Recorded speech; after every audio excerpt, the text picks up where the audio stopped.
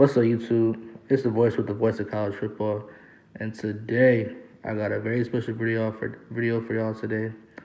Ohio State offense analysis for the 2020 season, and what we're gonna see. I'm gonna give my starting projections for the first game against Nebraska, who's gonna play, and what we're gonna see this year from offense.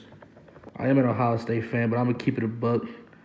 Um, I'm not gonna be biased towards players. I can criticize my own team. You know what I'm saying? I'm not one of those stands that just dick suck their team, everybody on their team, and their players and stuff. I'm gonna keep it real and criticize the players if they do something wrong or what they can get better at. You know what I'm saying? I think like a coach. I don't think like a fucking casual fan. You know what I'm saying? So let's get started. Starting off with the quarterback, offensive line. Got Justin Fields, a quarterback, of course. We already know that. Second year under Ryan Day in the offense. I think he's the best quarterback in college football. I think he's gonna in the offense this year. I think we're gonna see a lot more throwing the ball. I think we're gonna see Justin Fields on target more and throwing the ball downfield more. He has to read the defenses better, and I think he will for sure. Watching film of Ryan Day in this offseason. So it's a lot of he had a lot of stuff to work on this offseason. I think he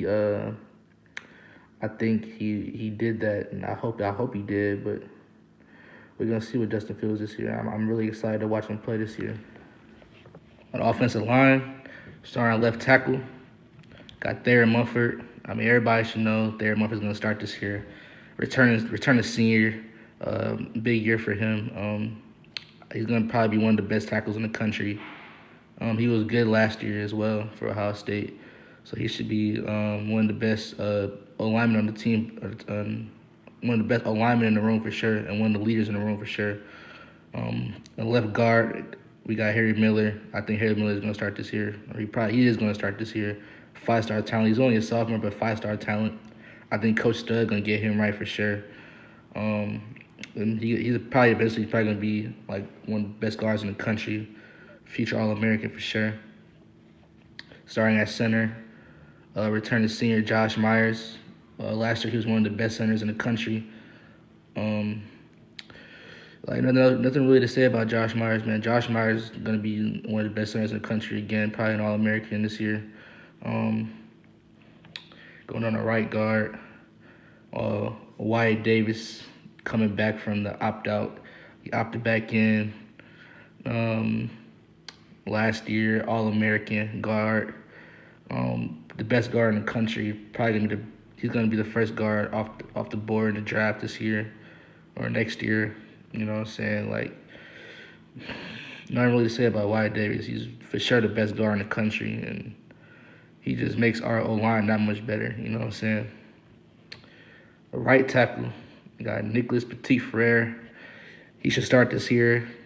5-star talent, junior. Urban Meyer says it best, like, your first 2 years on campus is on the coaches. We gotta develop you, gotta get you right for when you get older and actually get on the field. Once you hit your junior year, it's on you. For example, look at last year, Chase Young, his junior year, Heisman finalist, fucking number 2 pick in the draft. You know what I'm saying? Jeff Okudah, unanimous All-American. Fucking should have won the Jim Thorpe Award last year. J.K. Dobbins, junior year last year. Probably the best Ohio State running back season ever. You know what I'm saying? Fucking shit. Wyatt Davis, like All-American guard. You know what I'm saying? As a junior, 5-star talent.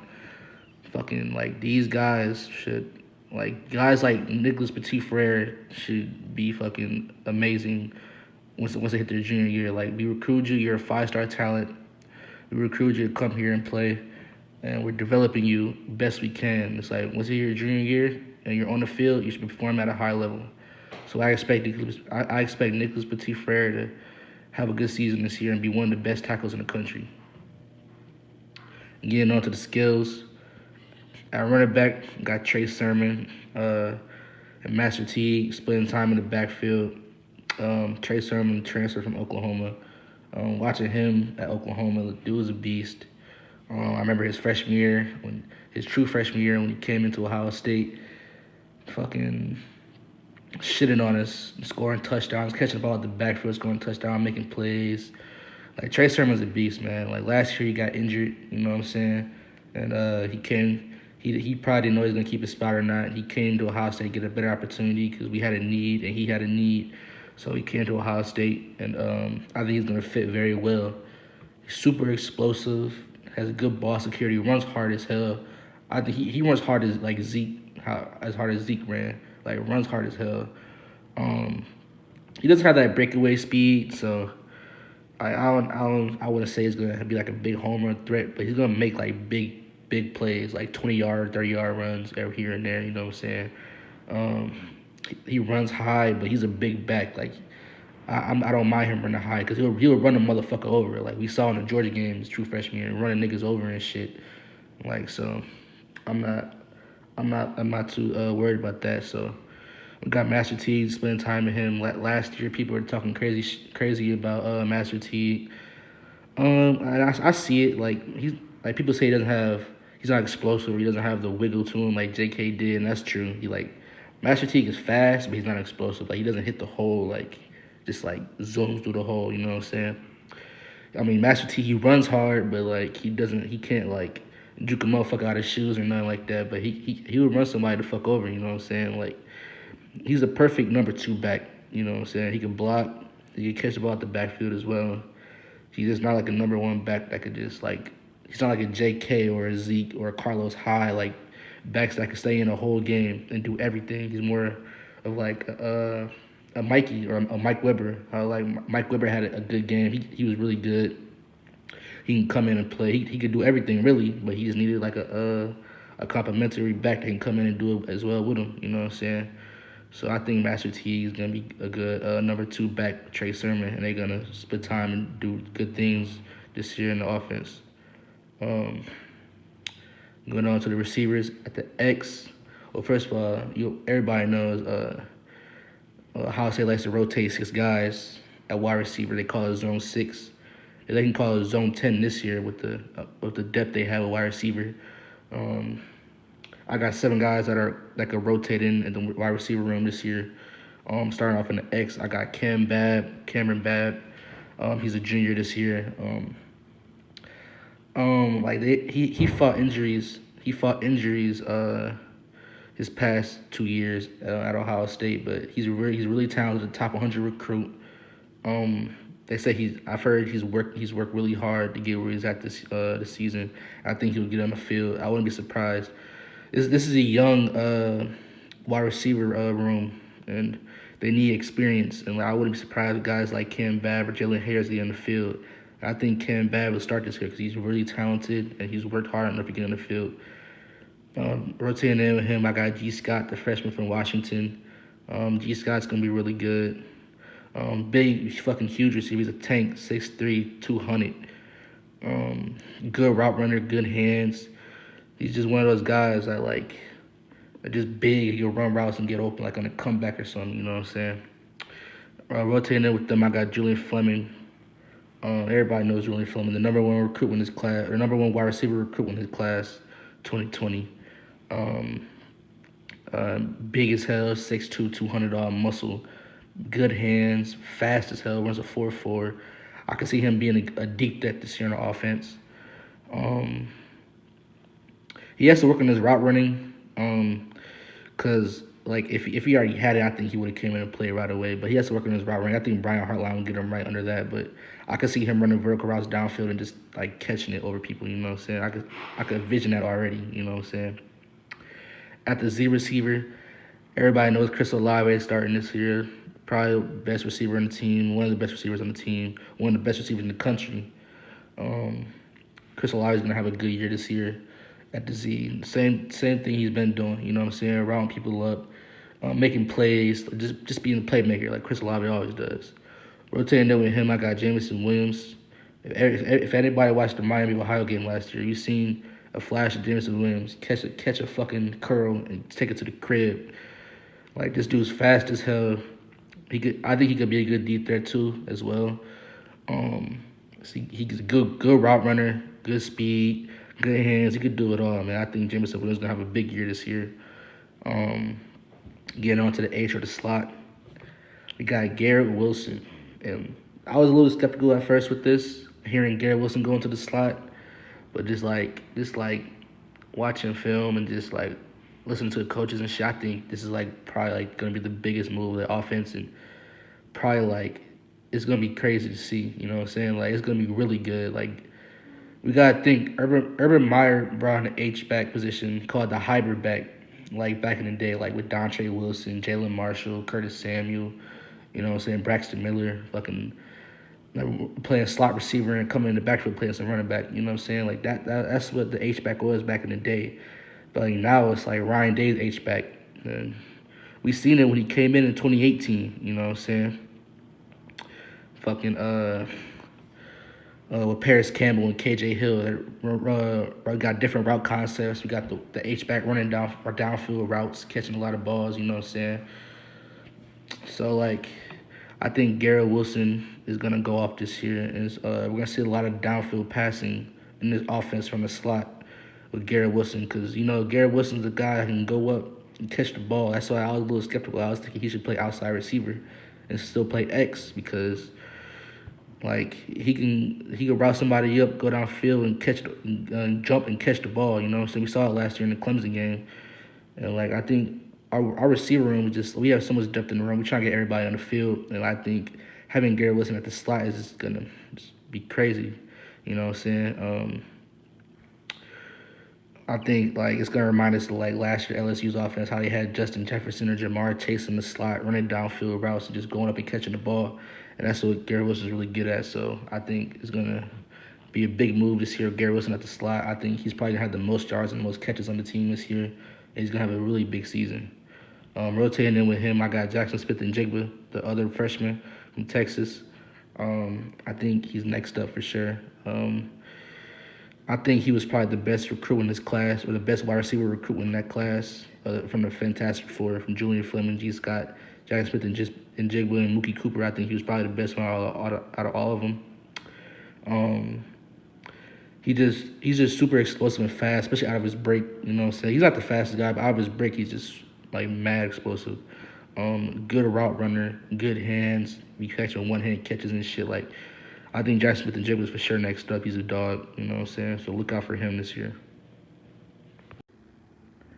Last year, going back to the Clemson game, we can see Ryan Day opening up the offense a little bit more with downfield routes out of the slot. And this is nothing new. He was doing this a lot last year, but he did it a lot this game. Because we were playing Clemson, he had to run more route concepts against a good defensive team. So on this play, we were trying to get to the line quick. Clemson was scrambling to get to the line. They weren't ready. We caught him playing slap dick. We ran to the line quick, running a quick play. We got Benjamin Victor at the Z, KJ Hill at the slot. Run a play. Benjamin Victor runs a curl. KJ Hill downfield, drops the ball. Perfect pass by Justin Fields. KJ has to catch that for sure. Like, that was a big play he dropped. You know what I'm saying? Perfect pass right in the fucking helmet. You got to catch that shit. I think Garrett Wilson will for sure catch that. Garrett Wilson will go up and catch that. And Clemson probably got away with a pass interference, but it's whatever. You know what time with the refs are on. You know what I'm saying? But that's something we could do in the offense this year. On this play, you got trips at the bottom with KJ at the slot, Garrett Wilson, and Chris Olave. Chris Olave is going to run a fade. Garrett Wilson's going to run a 10-yard post, and KJ is going to run a deeper post to the back pylon, to the left back pylon.